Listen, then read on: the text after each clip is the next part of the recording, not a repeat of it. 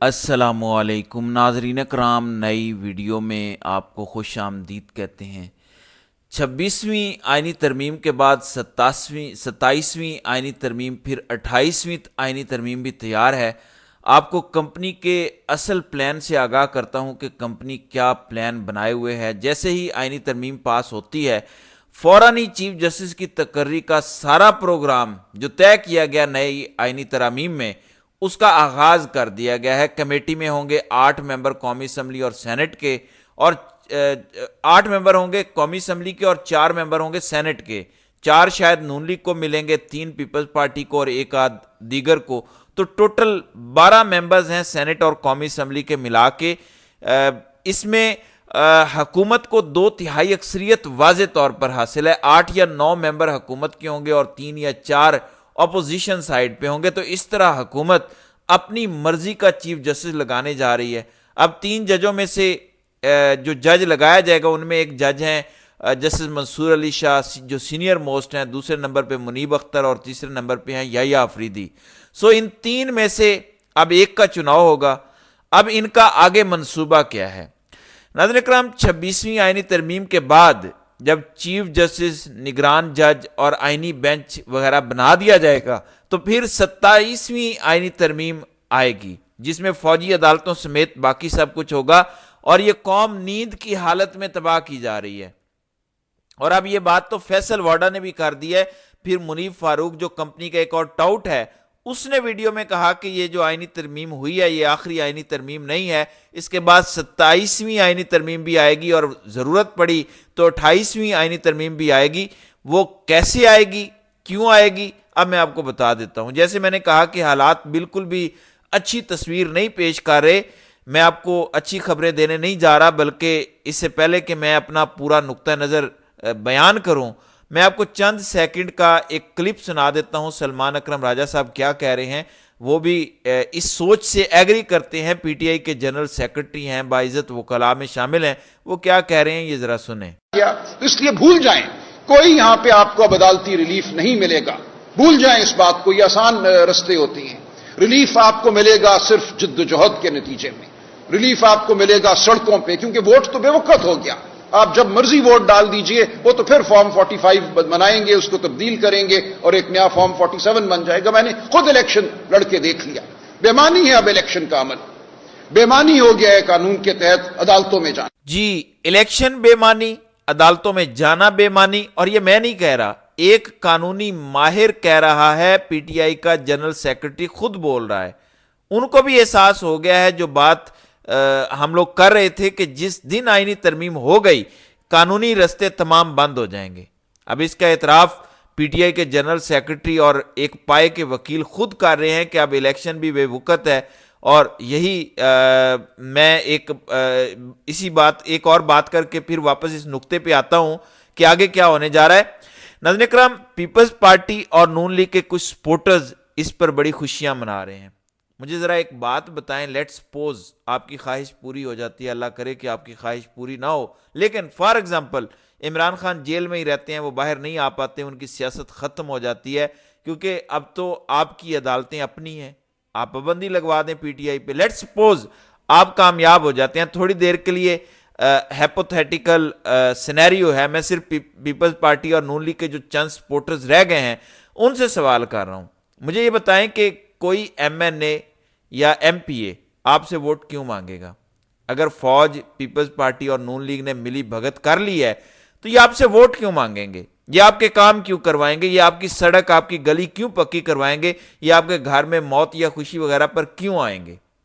اب تو انہیں ضرورت ہی نہیں ہے۔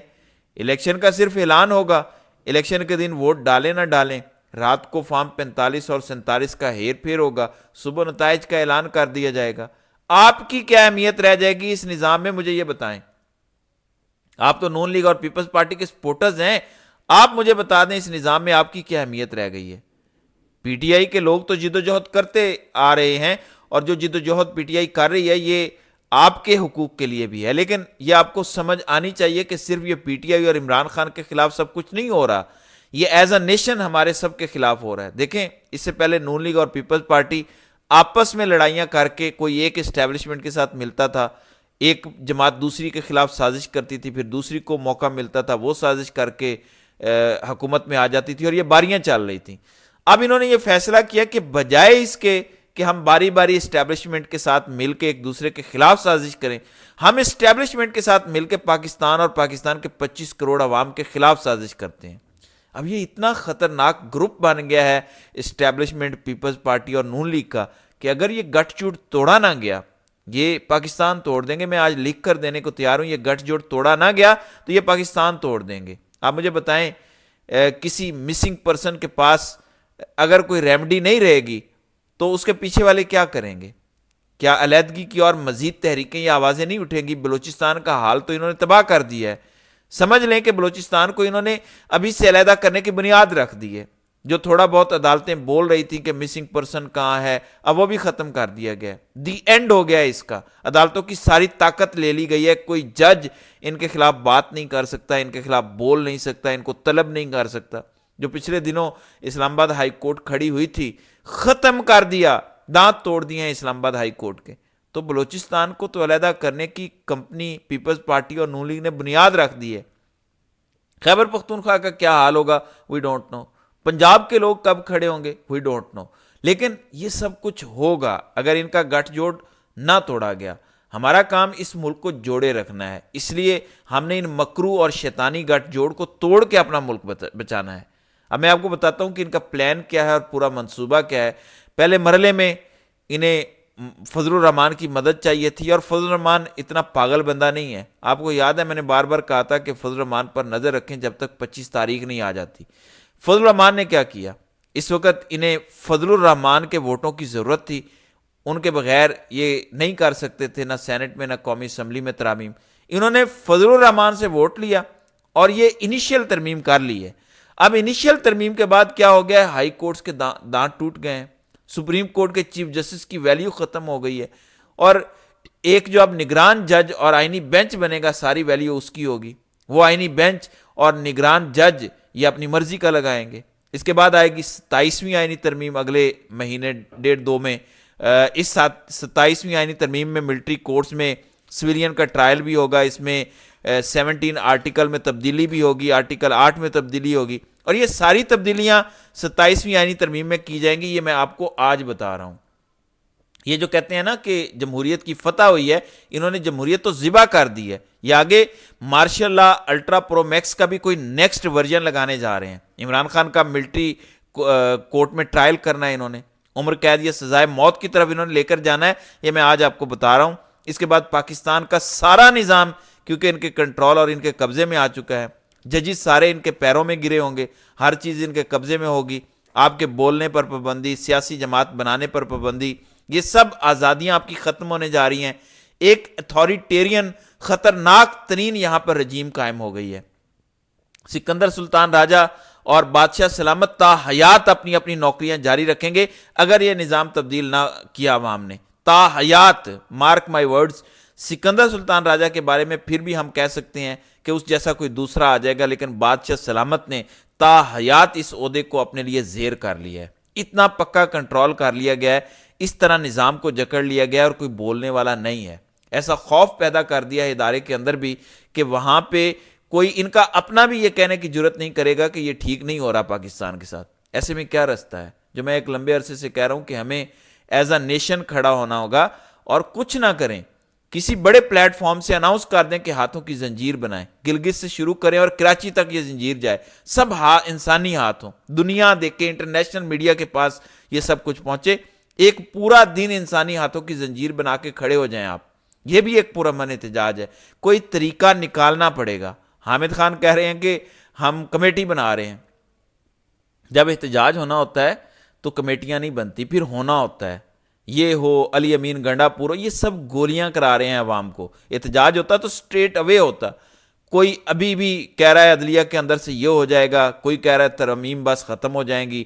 یہ سب جھوٹ اور دھوکہ ہے، عدلیہ کے اندر سے کچھ بھی نہیں ہوگا کیونکہ عدلیہ کے دانت توڑ دیے گئے ہیں۔ میں کوئی جذباتی بات نہیں کر رہا، یہ قانونی پوزیشن ہے۔ اس وقت جو آپ کا موجودہ آئین ہے اس کے مطابق عدلیہ اب آپ کو ریلیف نہیں دے سکتی، کیونکہ آئین میں لکھ دیا گیا ہے کہ یہ ممکن نہیں ہے، کیونکہ آئین کے مطابق انہوں نے اپنے جج بنانے کے طریقے نکال لیے ہیں۔ اگر امین الدین خان، نعیم اختر افغان، مظہر میاں عالم خیل یا سردار طارق مسعود یا جمال خان مندوخیل ہوں گے تو کون آپ کو ریلیف دے گا؟ آئینی بینچ میں اگر یہ ججز بیٹھ جاتے ہیں یا ان کی اکثریت ہوتی ہے تو کیا آپ کو لگتا ہے کہ یہ جج آپ کو ریلیف دیں گے؟ انہوں نے یقین کریں وہ کر دیا ہے کہ بادشاہ اگر خود چیف جسٹس بن کے بیٹھ جاتا تو اتنا نقصان نہ ہوتا جو اتنا کر دیا ہے۔ اگر ایسی آئینی ترمیم ہو جاتی تو سب کو پتا ہوتا کہ ایک دن یہ بدلنی پڑے گی، کیونکہ اس سے عالمی پریشر بھی آنا تھا۔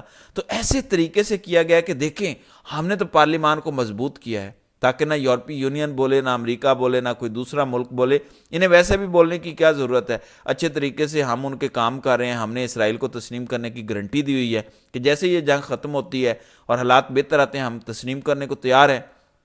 تو ان کو تو کوئی مسئلہ نہیں ہے۔ پھر بھارت کے ساتھ آپ نے کشمیر کا سودا کر دیا ہے اور کہا کہ ٹھیک ہے مودی آ جائے، عمران خان تو غلط باتیں کرتا تھا مودی کے خلاف، ہم تو راضی ہیں، ہم تو تجارت کرنے کے لیے تیار ہیں۔ تو وہاں سے آپ کو پوری سپورٹ مل رہی ہے۔ تو ایسے میں حالات ٹھیک کرنے کا ایک ہی طریقہ ہے، مسلسل جد و جہد کرنی پڑے گی، ہم سب کو قربانیاں دینی پڑیں گی، ایز اے نیشن اس کو آرگنائز طریقے سے لے کر چلنا پڑے گا، تبھی اس ملک میں جمہوریت اور انصاف کی راہ ہموار ہو سکتی ہے، ورنہ پھر اس ملک کا اللہ ہی حافظ ہے۔ تو ناظرین کرام، آپ کی اس ویڈیو کے حوالے سے کیا رائے ہے؟ آپ اپنی رائے کا اظہار کامنٹ سیکشن میں ضرور کیجیے گا۔